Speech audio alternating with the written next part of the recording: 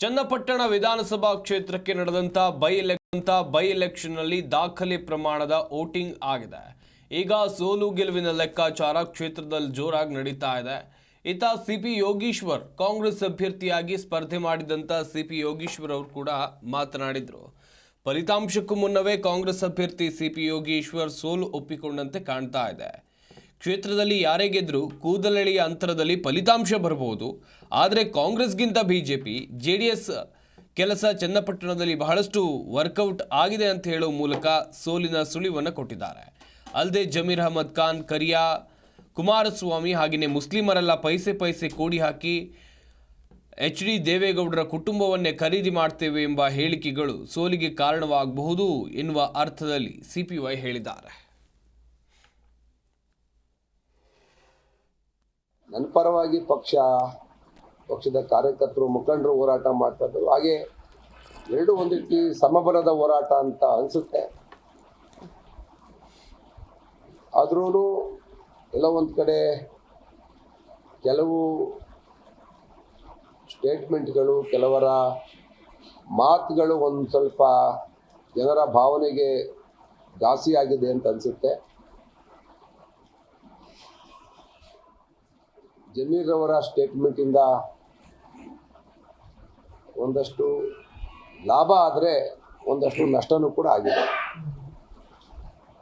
Muslim ಮತಗಳ ಕ್ರೋಢೀಕರಣ ಒಂದು ಕಡೆ ಹಾಗೂ ಪ್ರಯತ್ನದಲ್ಲಿದ್ದಾಗ, ಇನ್ನೊಂದು ಕಡೆ ಅವರ ಮಾತಿನ ಆಘಾತ ಇನ್ನೊಂದು ಸಮುದಾಯಕ್ಕೆ ಬರಬೇಕಾದಂಥ ನನ್ನ ಮತಗಳು ಬರಲಿ ಒಂದು ಸಂಖ್ಯೆ ಕಡಿಮೆ ಆಯಿತು ಅಂತ ಅನಿಸುತ್ತೆ. ಅದು ಒಂದು ಮಾಧ್ಯಮಗಳು ಬಹಳ ದೊಡ್ಡದಾಗಿ ಬಿತ್ತರ ಮಾಡಿ ಅದನ್ನೇ ಸುದ್ದಿ ಮಾಡೋದ್ರಿಂದ ನನಗೆ ಸ್ವಲ್ಪ ಅದರಿಂದ ಆಘಾತ ಆಗಿದೆ ಅಂತ ಇತ್ತೀಚಿನ ನಾನು ನಿನ್ನೆಯಿಂದ ಮಾಡಿದಂಥ ನಮ್ಮ ಮುಖಂಡರ ಕರೆದು ಚರ್ಚೆ ಮಾಡಿದಾಗ ಬಂದಂಥ ಸತ್ಯದಲ್ಲಿ ಅವ್ರ ಮಾತುಕತೆಗಳಲ್ಲಿ JDSನ ಮುಖಂಡರು ನನಗೆ ಮತ ಹಾಕಬೇಕು ಅಂತಿದ್ರು ಕೂಡ ಈ ಒಂದೆರಡು ಘಟನೆಗಳು, ಒಂದೆರಡು ಸ್ಟೇಟ್ಮೆಂಟ್ಗಳು ಅವರು ವಾಪಸ್ ಅವ್ರ ಪಕ್ಷಕ್ಕೆ ಹೋದ್ರು, ನಮಗೆ ಮತ ಹಾಕಲಿಲ್ಲ ಅನ್ನೋ ಮಾತು ಕೂಡ ಚರ್ಚೆ ಬರ್ತಾ ಇದೆ. ನನ್ನ ಪರವಾಗಿ ಪಕ್ಷದ ಕಾರ್ಯಕರ್ತರು, ಮುಖಂಡರು ಹೋರಾಟ ಮಾಡ್ತಾ ಇದ್ರು. ಹಾಗೆ ಎರಡು ಒಂದು ರೀತಿ ಸಮಬಲದ ಹೋರಾಟ ಅಂತ ಅನಿಸುತ್ತೆ. ಆದ್ರೂ ಎಲ್ಲ ಒಂದು ಕಡೆ ಕೆಲವು ಸ್ಟೇಟ್ಮೆಂಟ್ಗಳು, ಕೆಲವರ ಮಾತುಗಳು ಒಂದು ಸ್ವಲ್ಪ ಜನರ ಭಾವನೆಗೆ ಘಾಸಿಯಾಗಿದೆ ಅಂತ ಅನಿಸುತ್ತೆ. ಜಮೀರ್ ಅವರ ಸ್ಟೇಟ್ಮೆಂಟಿಂದ ಒಂದಷ್ಟು ಲಾಭ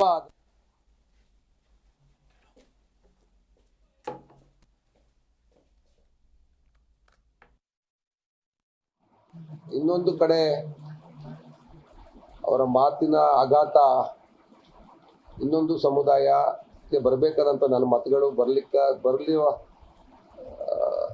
ಒಂದು ಸಂಖ್ಯೆ ಕಡಿಮೆ ಆಯಿತು ಅಂತ ಅನಿಸುತ್ತೆ. ಅದು ಒಂದು ಮಾಧ್ಯಮಗಳು ಬಹಳ ದೊಡ್ಡದಾಗಿ ಬಿತ್ತರ ಮಾಡಿ ಅದನ್ನೇ ಸುದ್ದಿ ಮಾಡೋದ್ರಿಂದ ನನಗೆ ಸ್ವಲ್ಪ ಅದರಿಂದ ಆಘಾತ ಆಗಿದೆ ಅಂತ ಇತ್ತೀಚಿನ ನಾನು ನಿನ್ನೆಯಿಂದ ಮಾಡಿದಂಥ ನಮ್ಮ ಮುಖಂಡರ ಕರೆದು ಚರ್ಚೆ ಮಾಡಿದಾಗ ಬಂದಂಥ ಸತ್ಯದಲ್ಲಿ ಅವ್ರ ಮಾತುಕತೆಗಳಲ್ಲಿ ಜಿ ಕನ್ನಡ ನ್ಯೂಸ್ ಈಗ ನಿಮ್ಮ ಮನೆಯಲ್ಲೇ ನೋಡಿ. ಎಲ್ಲ ಕೇಬಲ್ಗಳಲ್ಲಿ ಈಗ ಲಭ್ಯ. ನಿಮ್ಮ ನೆಚ್ಚಿನ ಜಿ ಕನ್ನಡ ನ್ಯೂಸ್ ಈಗ ಸನ್ ಡೈರೆಕ್ಟ್ ನಲ್ಲಿ number 292, Tata play number 1664, Jio TV number 1334, NXT digital number 30, in cable number 30, city networks 51, U digital number 162, GTPL number 17, Rockline telecommunications number 42, Shri Basaveshwara cable number 168, rural cable network 60, Vinayaka digital 57, Abhishek cable 821, city channel 53, Siddeshwara cable network 57, V4 digital Infotech 628, Surya digital networks 53, Gajanan digital number 836, Malnad Infotech private limited number 56, Metro Cast number 830, Victory digital number 167ರಲ್ಲಿ ನೋಡಿ ಆನಂದಿಸಿ.